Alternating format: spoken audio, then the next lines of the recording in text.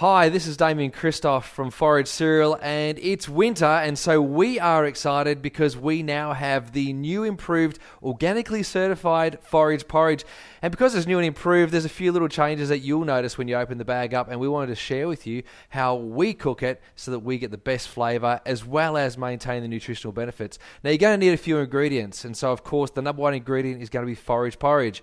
So you get that, it's in your little 500 gram bag. When you open it up, you'll notice that it's a little bit heavier, settles down a little bit more. You can shake it up and just loosen it up a little bit. You're also going to need some milk and you're going to need some water. So let's get those things. You're going to need your Forage Porridge, 500 gram bag, shake it up, loosen up all the ingredients. It's organically certified, beautiful flavour, amazing. You're going to need some A2 milk. We use A2. You could use almond milk, you could use rice milk, you could use macadamia milk if you've made your own. Doesn't matter what sort of milk you're going to use, but you're going to need some milk. And in terms of parts, you're going to need about 1 part porridge mix to about 7 parts liquid. So there's quite a lot of liquid that's got to go into it because it's going to soak up quite a lot. So you're going to need a fair bit of milk and you're going to need a fair bit of water. So today we're going to cook up 100 grams of forage porridge, and that's probably going to make you around about 800 grams of porridge. So it's probably going to feed a good few people in the family. This is the reason why we put the serving size as 50 grams. So you may only need 50 grams to feed 2 or 3 people in the family. But watch with me as I go along so you can follow it. So I've put some forage porridge into the pan. I'm now going to add some water because the first thing we've got to do is hydrate it. Now, some people actually may have actually already soaked their porridge, and that's not a bad thing to do because it'll make it easier in the morning. So you may wish to soak your porridge overnight before you cook it, and that'll make it nice and soft. In this case, we're going to cook it straight from the bag so you actually get a chance to see, how long it takes and what you need to do. So shaking it around, I'm going to warm it up a little bit. I'm just going to let it, heat up so that it absorbs more of the water faster. And then I'm going to pour a little bit of my water. And of course, I need to add a little bit at a time, not all in one go. A little bit at a time just to make sure that it soaks up at the right pace rather than actually just being really big, soggy, gluggy mess. That's really important. There's a couple of really key important things to do. Make sure that the burner's not on too high. Otherwise, when you splash up on the sides of the pan, it's going to burn and stick. And that's not going to be any good. The other key thing you got to do is you got to keep on stirring. Make sure you're doing little stirs all the time because the little stirs will keep everything moving so that you're not actually going to end up with a sticky, gluggy mess either. And some parts cooked and some parts not. So make sure that you're stirring it around, mixing it around it. As you notice that the liquid disappears, put a bit more liquid in there. Bit by bit, you'll notice that it thickens up, and this is a good sign because it's obviously working.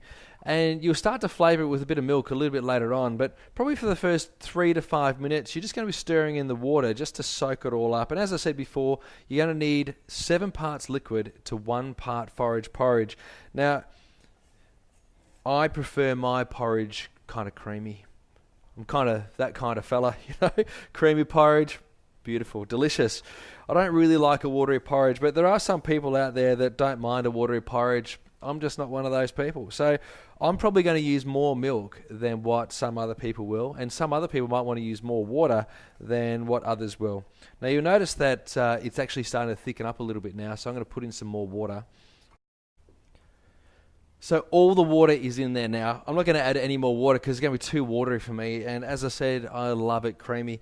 Now, it's pretty runny right now, but in the next 1.5, probably 2 minutes, it's going to be thick and it's going to be screaming out for a little bit of milk. And that's when you know you've got to whack it in there, because if you put the milk in too early, it will burn at the bottom, and you don't want it to burn on the bottom. And the other thing is too, that if you put the milk in there too early, you're not actually letting the rice and the quinoa and the amaranth soak up all of that beautiful moisture, which is going to rehydrate it all so that it's nice and creamy for you, just from the grains itself. Now, when you add the water, you get the richness of the vanilla. You can smell the cinnamon coming into your face. The rapadura sugar liquefies and it starts to crystallize a little bit as the water takes hold and starts to thicken up with the grains, and all of these flavors actually start to flood all the way through the porridge, so that when you go to serve it up with your beautiful vanilla yogurt, and we use 5am yogurt, by the way, when you go to serve it up with 5am beautiful vanilla yogurt, it will be screaming at you to get in your belly because it's going to taste so good, especially with some berries. Now that we've got that beautiful, liquidy, warm kind of creamy texture going through it without that creamy flavour. It's time to put the flavour in, and this is where I love to put the milk in. Now, if you're lucky enough to get access to some beautiful almond milk, and I'm talking about 40% or even 30% almond milk, then whack that in there, because the nuttiness of the almond milk would make it taste beautiful. But to keep it nut-free, and the reason why we made it nut-free is so that all children can have it, because of course there's a lot of allergies to nuts these days, and so we wanted to make sure that we've got a nut-free mix. So you could use a cow's milk, and look, if you wanted to use another type of milk, then of course you could do that. Of course we're going gluten-free, so we don't use oat milk. You could use goat milk if you wanted to, and of course you could also use soy or rice, but they're not our preference, not for the porridge at least anyway. So let's put some of our A2 cow's milk in there. Now we choose A2 for a number of reasons. Of course, A2 has a different casein molecule in it to the standard normal milk, and the benefit for this for children, in fact, is to decrease their risk of type 1 diabetes. And A2 milk has also got some research that suggests that it decreases the risk of cardiovascular disease. So we like A2. A2 is great. Now I've added a little bit of milk. Of course, I'm not adding the whole lot in one go, because if I add the whole lot in one go and it just decides to evaporate on me, I might not get the texture right. And, you never know. Some days you might not have all the time in the world, and some days, you might have a lot more time. And so you might have a bit more time to play around with the texture and the moisture content that you prefer. But today, this is looking amazing. This is just going to be incredible. I actually don't think I'm going to need to add much more. Maybe a splash more milk just to keep the creaminess up. But I'll tell you what, this is looking delicious. You know what? I reckon we're good to go. So I'm going to taste it. The proof of the porridge is always in the tasting. So let's check this out. Hot as. So creamy. Amazing. You're going to love it.